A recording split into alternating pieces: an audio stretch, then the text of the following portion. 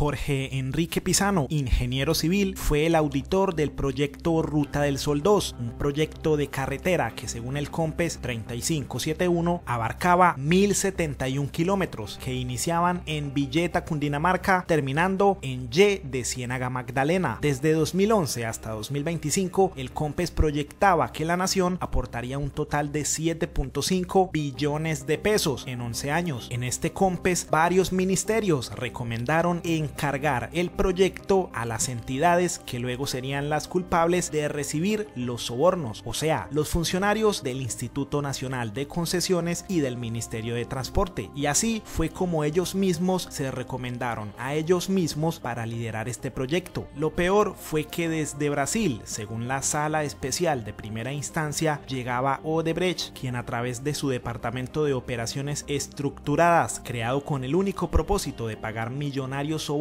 a funcionarios públicos, sería la empresa a la cual se le adjudicaría el proyecto más costoso del gobierno Uribe, y entre sus filas estaba Néstor Humberto Martínez Neira, quien después asumió el cargo de fiscal general de la nación, pero en ese entonces ejercía como asesor de uno de los grupos económicos vinculado con el proyecto de infraestructura. El auditor que mencionamos al principio era su amigo, a quien él le confió en conversaciones personales y telefónicas el entramado de Odebrecht. Después, cuando ya su amigo de 30 años era fiscal general y a quien Pisano le había revelado lo que estaba sucediendo en Odebrecht, este lo traicionó junto con el fiscal del caso, anunciando que lo imputarían por ser cómplice en los sobornos. Néstor Humberto Martínez era el abogado de Grupo Aval. Pero sabía, usted le informó personalmente del tema. Sí, cómo no. El doctor Luis Carlos Sarmiento Angulo también tenía conocimiento. Sí, cómo no. Néstor Humberto solamente yo le informé que había unos contratos irregulares en la concesionaria. ¿Usted lo informa personalmente? Claro.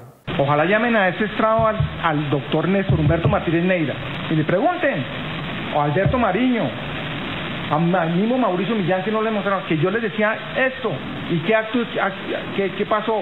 Nada, yo me faltara poner el candado a la concesionaria, por Dios. Mira, es que ya estoy que no aguanto.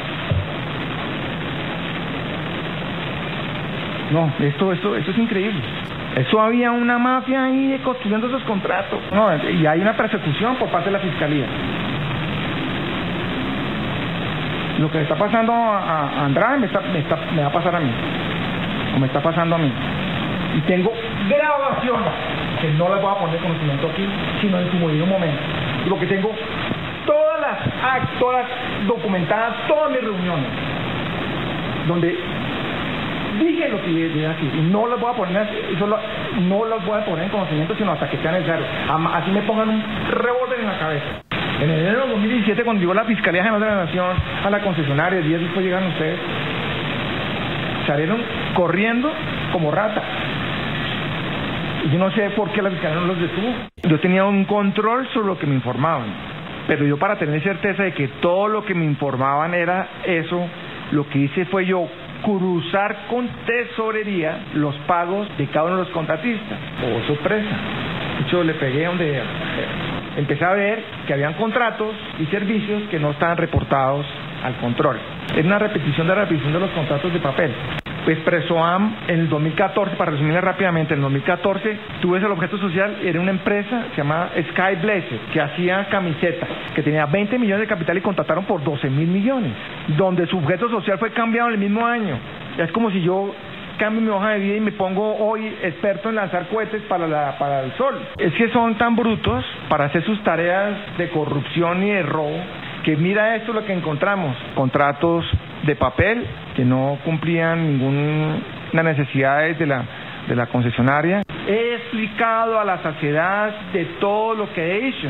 Hice lo que humanamente pude hacer. Lo peor es que, según una carta revelada por la Nueva Prensa, Pisano le pidió protección a su amigo de 30 años, el entonces fiscal Néstor Humberto Martínez, pero nunca la recibió. Como el hombre que sabía demasiado, fue titulada la portada de la revista Semana, pues el auditor había fallecido aparentemente por causas naturales mientras estaba en su finca. 2 días después, su hijo menor, quien viajó desde Barcelona para asistir al entierro, también falleció. Su último mensaje en Twitter fue para el periodista Julio Sánchez Cristo, quien había escrito un artículo para El Espectador titulado El testigo que se llevó los secretos de Odebrecht. A él, Alejandro Pizano le escribió: a usted, que no pronunció la verdad de la situación de mi papá cuando pudo, que lo juzgó por sus micrófonos, la vida le deberá enseñar a ser responsable. El joven falleció al beber una botella de agua con cianuro, investigación que luego sería archivada por la fiscalía, porque según ellos, el auditor Pizano planeaba suicidarse y su hijo por error bebió de las botellas que había envenenado aparentemente su padre. Las investigaciones del auditor fueron claves para que Petro armara conclusiones de quienes habían recibido sobornos por parte de Odebrecht, en el que incluyó a Óscar Iván Zuluaga y a Juan Manuel Santos, los dos candidatos de Álvaro Uribe Vélez. Por ello, Alejandro Ocampo dice, sin palabras: Odebrecht, una desilusión es que el Estado se demore casi 10 años en decirnos lo que ya sabíamos, y compartió la frase de Marcelo Odebrecht, quien dijo: yo jamás corrompí a nadie en Colombia, cuando los conocí, todos ellos ya eran corruptos.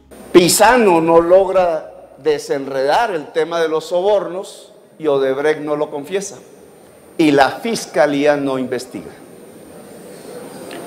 Entonces, los funcionarios que logran la adición, la decisión de adicionar el contrato Ruta del Sol, no aparecen en la investigación de la fiscalía. Y son 4.6 millones de dólares. Ahora, todos sabemos que la decisión efectiva se toma en un COMPES.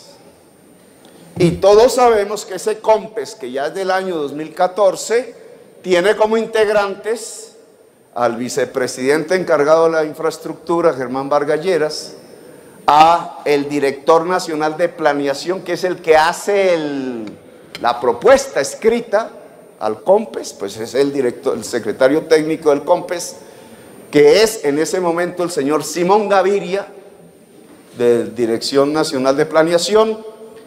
Allí participa la ministra Cecilia Álvarez, sabemos, y allí participa Néstor Humberto Martínez como funcionario público.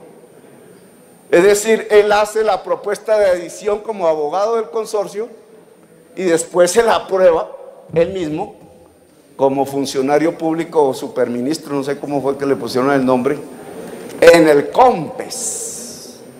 Lo que sabemos es que ese COMPES tiene detrás de sí 4.6 millones de dólares de sobornos, sin que se haya sabido a ciencia cierta, por confesión de ninguna de las partes, quiénes son los destinatarios. Y este es el tercer momento de sobornos, señor presidente. Ahora viene el cuarto. Hablamos de 5. Entonces ya usted puede calcularme el tiempo. El cuarto sí es el más conocido, del que menos voy a hablar, porque ese es el que aparece con la confesión de Otto Bula.